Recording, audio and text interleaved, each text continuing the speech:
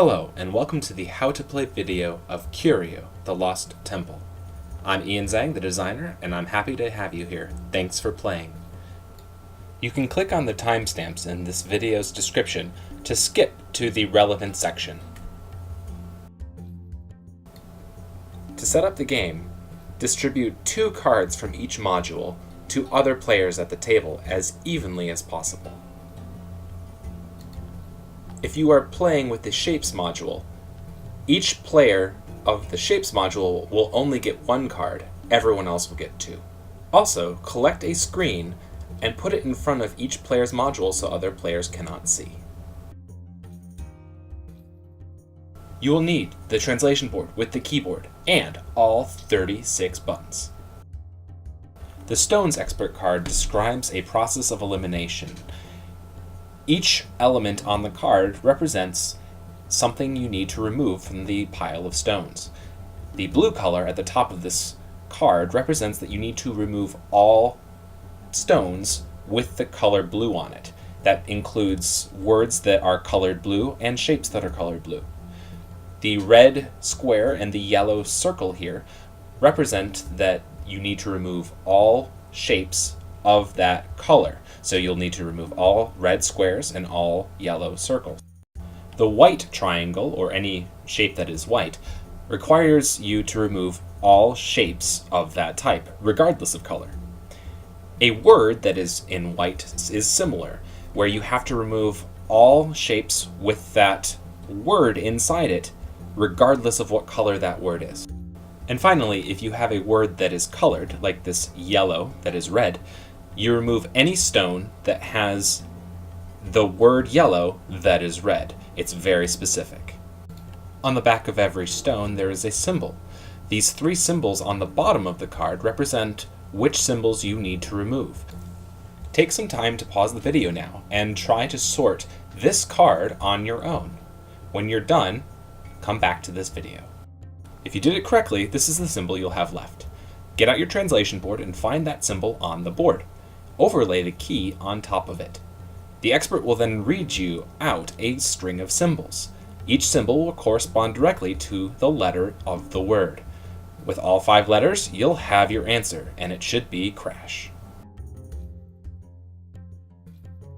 For the Threads module, you're going to need the grid player board, the booklet, and 2 plastic threads.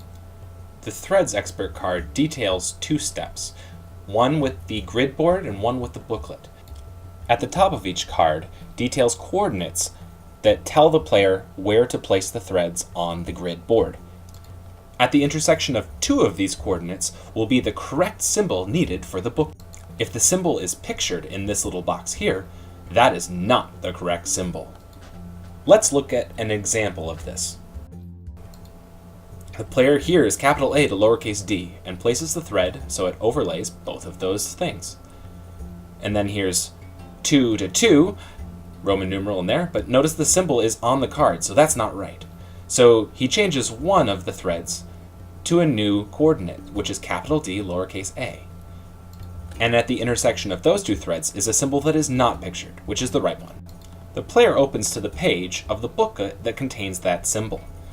The expert then reads off the symbols on this card in that order.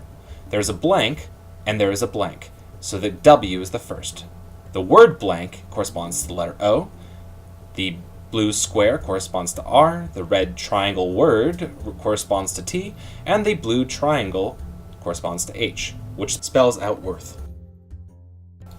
Shapes is a 2-player module, and each player should sit across the table from one another. The white player should take the white shapes, and the black player should take the black shapes. Each player should also take the platforms of their color. When setting up for the game, give each of these players only 1 expert card as to the normal 2, because they're going to have to deal with another player already. The expert player will tell the white player they need these shapes, the black player will need these shapes, and both players will need these shapes in the middle. Then each player will sort their shapes on these colors of the platforms. So let's check. White player has the pentagon, the star, the hexagon, and moon. The black player has the hexagon, the moon, the square, and the circle. Each player will then sort the shapes based on the expert's commands.